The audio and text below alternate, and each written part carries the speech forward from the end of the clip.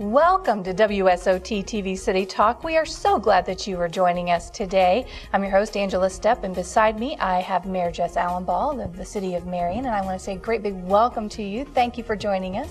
Thank you for having me. We always look forward to having you here on the show to answer the questions that the viewers bring in and share some of the neat, exciting things that are happening within the City of Marion. So thank you. Yeah, we'll get looking into forward that to here. it. Yeah. So, before we do that, though, we got to tell folks how to submit their questions. All right, so you have a few different ways you can do that. You can call into the show. We have a message line. It's a local number, area code 765-536-WSOT. You can text that number as well, 536-9768. Do that anytime you like, 24 hours a day, 7 days a week. And then you can also go to the show website, which is ctmarion.com. Submit your comments there. You can also watch archived episodes. Now, everything that we talk about on the show is pertaining to the City of Marion, and it's your show. So what you bring to us is what we talk about. Now, Mayor, I'm going to jump right into it because, boy, do we have a lot to talk about today. The very first thing I'm going to bring up is something I think everybody is going to take very seriously, and that's the idea of school zone safety. So I think we're going to jump in and start with that first inquiry that I had. Now, I don't have a name, so if you call in, share your name with me so I can at least give you a shout out. This individual lives on Kem Road, across from St. Paul, noticing that there are cars. That's a school zone area. Cars are driving very quickly, high rates of speed. They said that they have called and asked for an additional sign or some road markings. They called our city street department, and then they were informed that they didn't have a budget to compensate for that. And they expressed concern, if there is injury to a child because of the high rate of speed that the traffic is flying through in that area.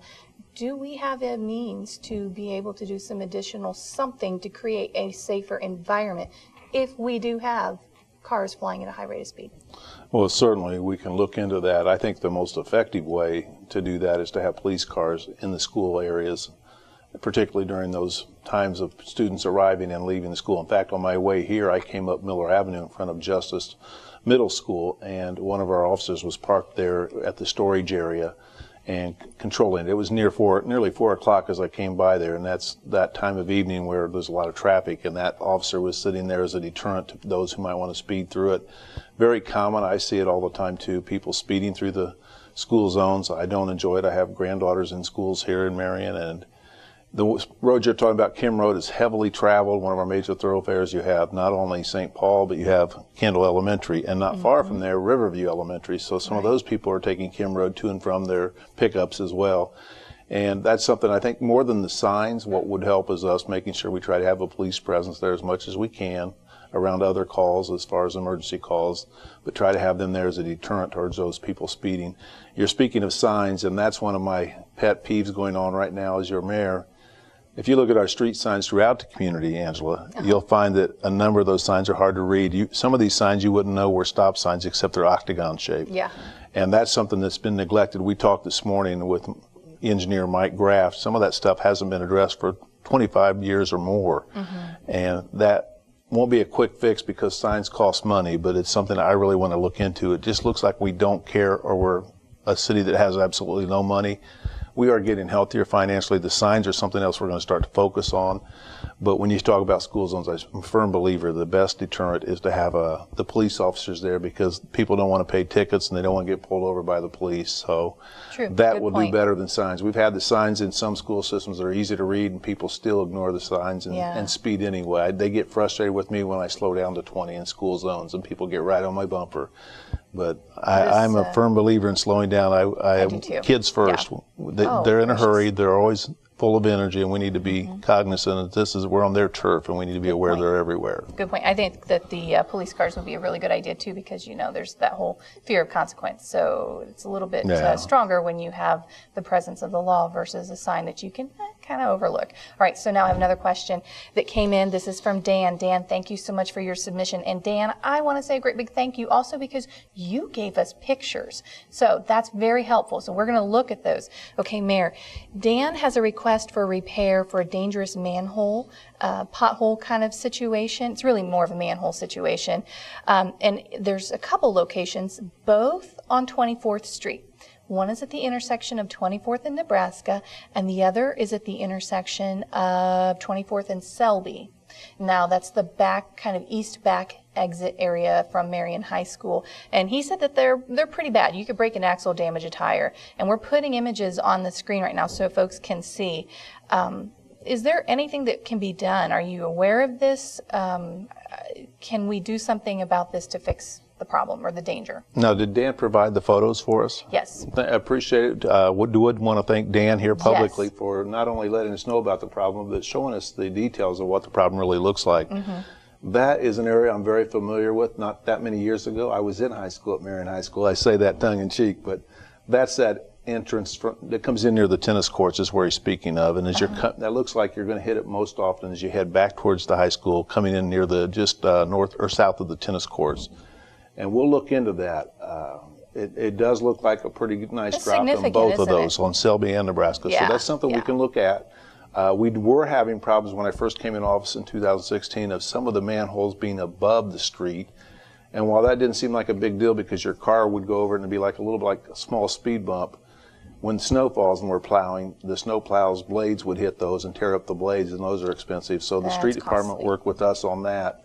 I will get with Mike Raft, our city engineer. I did highlight that here on my sheet, that those are a couple of places we need to take a look at and see if we can improve those. So I appreciate Dan not only letting us know about it, but providing the visual detail of it too, so we can be much more conscious of where that's at and what the problem really looks like. And so, folks, I want to make sure that you are aware you can provide pictures along with your inquiries and comments. And the way that you do that, you can text it into the show.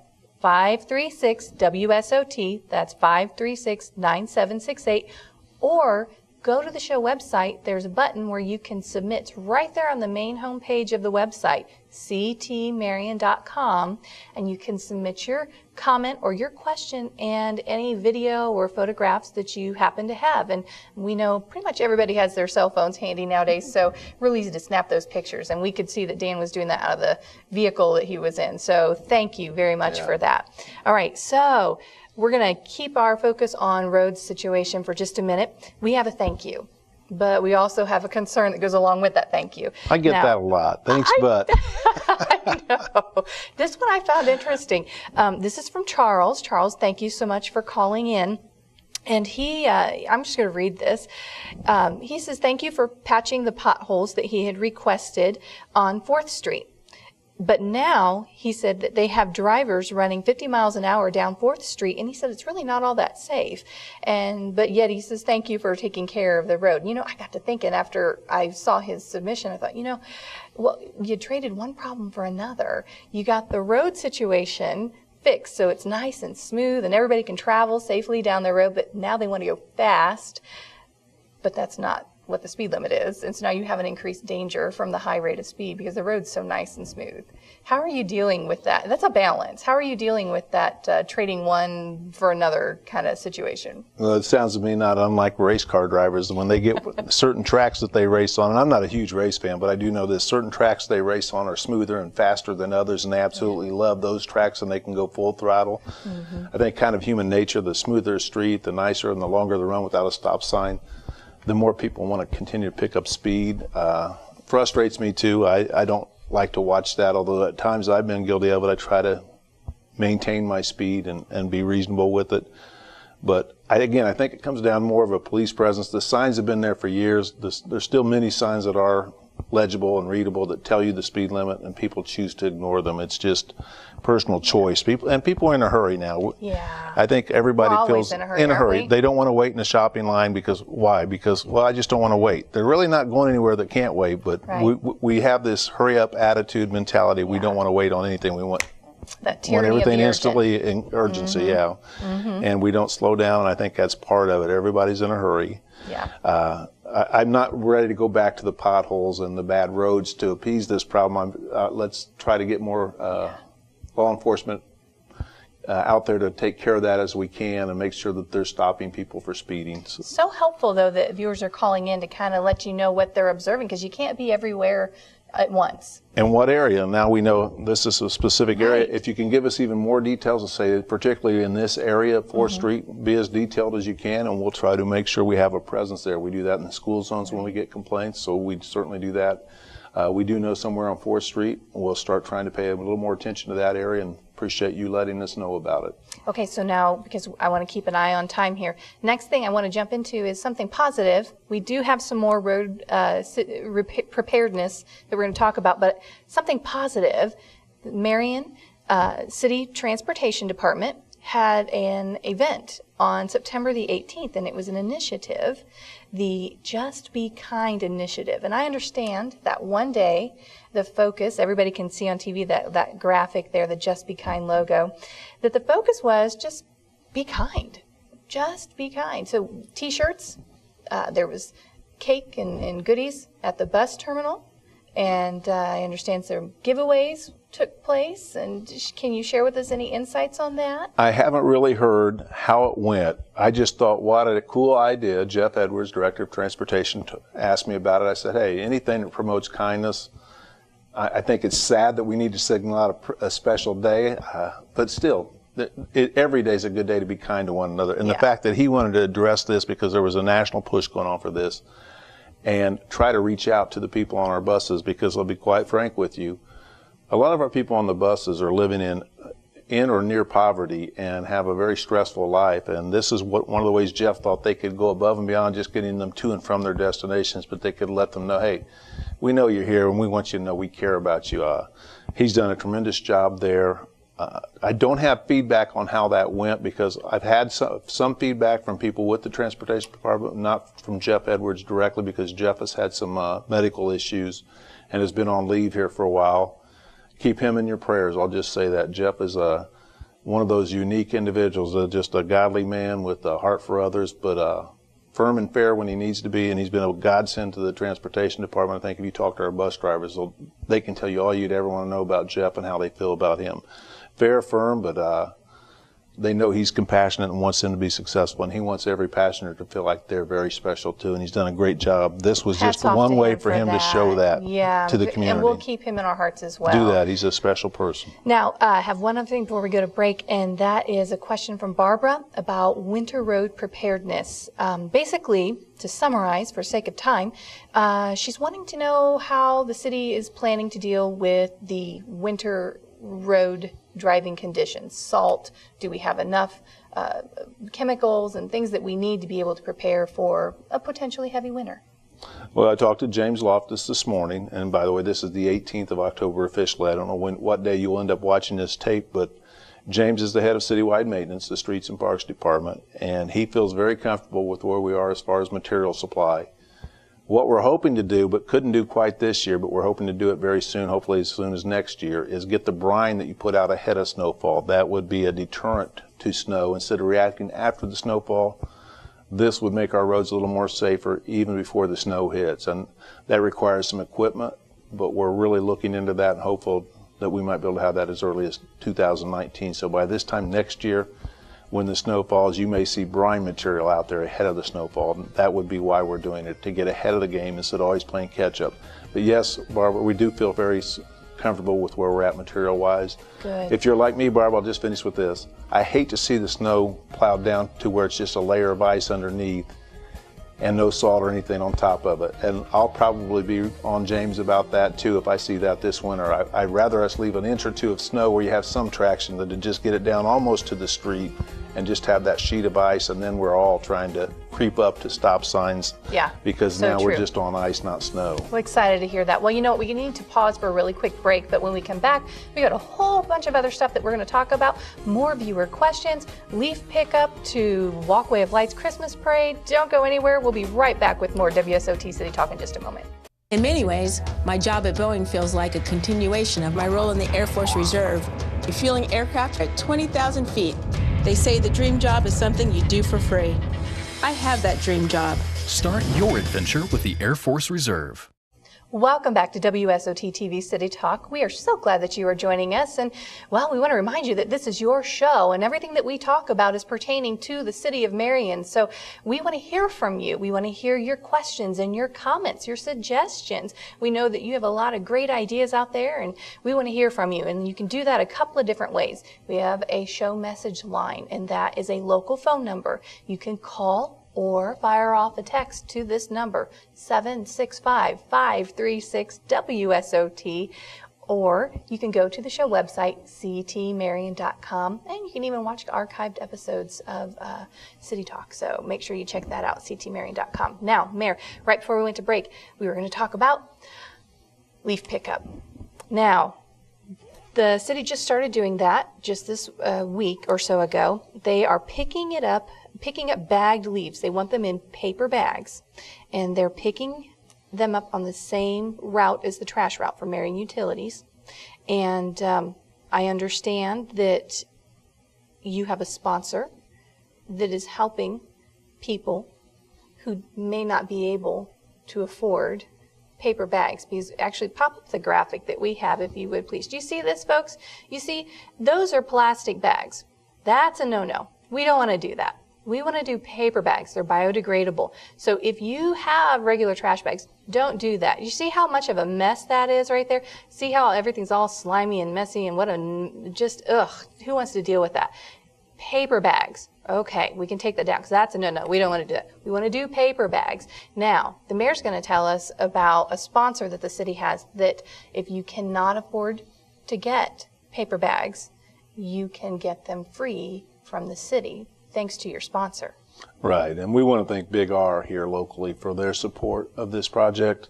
They are the ones that are supplying the bags for us. You can stop at City Hall, see Nikki or Aisha, whoever's out front there inside City Hall, ask for the bags. We'll be glad to supply those to you, compliments of Big R. So glad that they would partner with us and see the value in this. Mm-hmm. This is your third year with the bagged leaf pickup. First year with Big R. First year with Big R. Third year for the bagged leaf effort. How's that going? Have you seen some positive results from that? Right, and one of the things that I think is a positive is we've seen some youth organizations get involved to help people in their neighborhoods who maybe could not rake their own leaves and gather them. So it's an opportunity for people to serve, and I would challenge people out there, especially church youth organizations, and such, get out in those neighborhoods and serve those in your neighborhood and the community who cannot take care of the leaves on their own. It's a great opportunity to be a good citizen here in Marion and help your neighbor. It really is. Now, I'm going to kind of pop these questions in and out real quick because we have so much to get through and not a lot of time. So the next thing that we have is another inquiry about railroad track crossing, and this one came from Harvey. Harvey, thank you so much for calling into the show. He was expressing concern about railroad track crossing on Pennsylvania Avenue. Now, I can't tell you where on Pennsylvania Avenue because he didn't share that with me. But he said that he thinks the last time a maintenance crew was out there from Amtrak was about 6 years ago, and he said it's getting worse every year. So he's hoping maybe somehow he's heard us talk about railroad track repair needs elsewhere in the city. Pennsylvania Avenue, do you have any idea where it's at? Well, the closest I could come up with is Pennsylvania Street, which is where Lincoln Boulevard, there in front of the cemetery at Lincoln Boulevard, where Pennsylvania and Lincoln Boulevard merges, the bridge there. And Lincoln Boulevard turns and goes towards downtown, and it becomes Pennsylvania there at the bridge in front of the cemetery. For others, that might be Bar Brothers. Bar Brothers is right there for many, many years at 26th and Lincoln Boulevard. That is the closest railroad track to a Pennsylvania address I can get to, and it's called Pennsylvania Street. If that's the one, I think the railroad made it fairly smooth about a year ago. I will real quickly tell you this. The railroad companies, which are big, big business here in the United States, have told cities and towns across Indiana that if you want the crossings dealt with in the future, where they've dealt with that before up to about, I forget how many feet passed the tracks on both sides. They've incurred the cost. Now they're going to ask us to kind of split the cost with them on those projects. So again, trickle down finances for local rural communities like Marion, that put a little more of a burden on us. But if you know these crossings that get out of control, let us know. We'll take a look at it and do what we can to rectify the situation. You know, the trickle-down element, though, there is a positive side to that, and that is, up until now, anytime we had somebody call in and report a track issue, we had to tell them, so sorry, that's the railroad's responsibility. We can't touch it. It's not our property. But now that you're going to have to help with some of the funding, you might have a little bit of pull. Say, hey, okay, we got some bad crossings. You guys need to get out here and take care of it, especially if we're having to help pay for it, right? Right, and I think that's the railroad's reason for doing this, is if they can get us to help take care of some of that cost, they can do more repairs in the future, because they're only going to end up paying a portion of that instead of all of that. So they can be a better community member, I guess, if you will. And the trade-off there is now it's going to cost us a little more money to make the tracks easier to cross. But always some positive sides. Always, there too, there's always, with any negative, there's a positive. Always, always. Now, I want to jump into some neat local things that we've had happen, the local community events.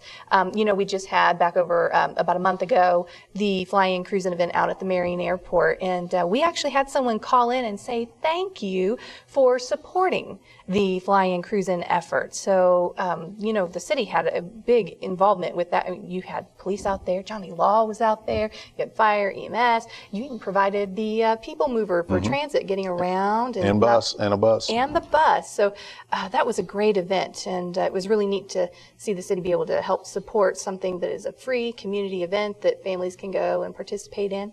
You know, we had another event that's coming up, and that is surrounding Christmas and the holidays, one of my favorite times of the year. The Marion Walkway of Light Christmas Parade. That's coming up November the 17th at 7 p.m. I'm looking forward to that. It's almost here already. It seems like Christmas was just the other day. Blink and you'll miss it, right? So we want to tell you folks, if you would like to be a part of that lighted Christmas parade, there's a couple ways, or a couple things that you need to do. So first, you need to get registration going. And there's a deadline of November 2nd. You need to submit your registration to the City of Marion Parks and Recreation Department. There's a gentleman named Andy Davis. He's over on the second floor. You need to submit your registration. And Mayor, I understand it's a free registration. It doesn't cost anything. Right. And then secondly, the other thing that you have to do is you have to make sure that somehow your parade entry is lighted, because this is a nighttime parade. And it's fabulous. It is. The kids really enjoy it. I'd love to see more businesses and organizations get involved this year. Let's really make this a fun event for the children of Marion and Grant County, really from other places too, because they'll come in from all over to see the lights come on that night throughout Manhole Park and the Walkway of Lights. That draws people in from all over the country, actually. It really does. And I understand. Let's talk a little bit about some of the other holiday events. I got a little cheat sheet here with some dates. So that you guys know, all of this is on the city website, and there's links to that on the show website, so real easy to find. So November 17th is the Walkway Lights Christmas Parade, and that also kicks off the Walkway of Lights drive-through display. And that is going to be open November 17th through December 31st in the evenings, 6 to 10 p.m. You can drive or walk through it, and Mayor, it's only $5 for a season pass. And once you get it, you can go through as many times as you want. That's right, and it's again, what a beautiful, beautiful way to celebrate the Christmas holidays, to be in the Walkway of Lights. Obviously, it's a little more fun when there's some snow on the ground, but we don't want that snow there for long, just at night and then gone in the morning. But yeah, that's an exciting event for the community, and again, it brings people in from all over the state and from other states across the country. Few other things I want to just share with you real quick for the sake of time. There is a gift shop that is there at Manhole Park, and they are open November 17th through December the 30th, and their hours are 6 to 10 p.m. So you can shop, and it's beautiful. They've got some great things, everything is holiday related. So I want to let you know that's a great gift shop. Also, December the 1st, there is Breakfast with Santa at the Garden House of Manhole Park, and that's exciting because I know, who doesn't look forward to seeing Santa. And then, Mayor, there's a couple of other things that are going to be happening. December the 2nd and December the 7th, it's Family Night, and that's happening also at the Garden House. Do you have any idea what's involved with the Family Night? You know what? Family Night is a number of events, but it's particularly kid-friendly, and I want to say publicly right here a big thank you to the whole well, we call it citywide maintenance, but particularly those who work in the parks area Yeah. of citywide maintenance. And in particular, I want to single out a few people, Julia Glesner and Julie Flores, and for many years, Doug Darger, who's no longer with the City of Marion. He was the one, the brainchild of the gardens at Modern Park, if you will, the creator of that beautiful place. He's now up in Michigan and at a very big tourist attraction up there, and we wish him nothing but the best. But Julie and Julia have for a long time been key leaders in any event that goes on out at the Garden House or anywhere in Modern Park, and we just really appreciate all the hard work they do there, because those two, they go above and beyond, and we're very appreciative. That's so true. So want to encourage y'all, make sure you check out the city website and get all the dates, times for all the upcoming holiday events that are happening for the Christmas City Walkway of Lights and the Gardens of Modern Park. Now, Mayor, want to jump into another viewer question, and remember, you can keep those coming in. 536-WSOT, that's 765-536-9768, or go to the show website, ctmarion.com, submit your questions online there too. The Flying J. We had a gentleman, Robert, thank you so much for calling in. He would like an update on the Flying J. The truck stop? The truck stop that's going in. It's doing well. As far as I know, they're very happy out there. They came in, asked for no tax credits at all. They just put their building up and opened up for business. I know it best for the Cinnabon place, unfortunately, and that place is delicious. So, yeah, Flying J's off to a great start. I think they're very pleased with the traffic they're getting, the kind of business they've generated there. Yeah. So another quick little, want to give a shout out to the folks that are calling in regarding the proposed CAFO project at State Road 15, just outside of Marion city limits. We've had a lot of folks that have called in, expressed concern about the confined animal feeding operation. I believe it's County Road 500 and State Road 15. And I know we had talked about the potential, some concern had been raised about it affecting city water table because of how the city utilities are pulling water in from that area. Have you any update on that? Any concerns warranted, or where are we at with that? Well, I did speak with Chuck Binkert, the director of the utilities for City of Marion, and Chuck said that he's not worried about any water issues for the City of Marion moving forward from this place out north of town. That being said, I know a number of property owners, and again, this is outside the city limits, so it's really a county commissioner problem or county council more than so than the City of Marion, except for the fact that I know many of those homeowners, and they're worried about their property values dropping significantly. And as Modern Park is very, very dear to the City of Marion and on the very north edge of the city, it could potentially have some of that odor coming from this farm coming into the Modern Park. And my concern would be that we'd have people spend significant money to have a wedding there at the Garden House and reception. And if that were to happen, and that would, I know Mr. Holloway, who's the one running this controlled confined animal feeding, mm-hmm. He's the one that's pushing for this. He said that they made significant strides in reducing odor there. If that's true, maybe it won't be an issue, but based on the one that was out on Highway 9 for a number of years, and an avid golfer at Arbor Trace Golf Course, I did pick up that odor on a somewhat regular basis, and I would feel very sympathetic for anybody at the Garden House if that became an issue. Hopefully it never does, but if this were an issue, it would certainly hurt rentals at the Garden House potentially down the road. And that's been a real nice addition to the City of Marion, is that garden at Modern Park. It's bringing people in from all over the country to have weddings and just your book clear up many years into the wedding season. So, we're running out of time. I only have a few minutes left, and so we're not going to get a chance to get to everything else. But, go ahead and pop some images up here. We want to just give a shout out to some of the local businesses that are helping to beautify our city, specifically some in the downtown area. So we're going to pop up a picture of the PC Brick Oven. There's a great ribbon cutting. That's the old Plymouth Club. And so we want to say a great big shout out to Derek and Stephanie Brown. They are the new owners that have transformed the Plymouth Club into the PC Brick Oven. So you can check them out. That's a spotlighted business with the City of Marion. And also we've got some really neat renovations. Halstead Architects has been beautifying our downtown area. You are looking at pictures of the old historic Marks building. Some of you might remember that as having housed beatniks. That's a before and an after. They did a beautiful job on that restoration there on the exterior and the interior. Wow, look at that before, and then the after is just amazing. And I think we even have one of their offices, the Halstead offices. So great job there. And so Mayor, We have a new Main Street Marion director, Heidi Peterson. I want to give her a big shout out, and we'll talk more about her and some of the other exciting things coming up next month on WSOT City Talk. Thank you so much for coming in and joining us and answering all the questions, and we hope that you'll stay tuned for some more quality family programming that you can trust right here on WSOT TV.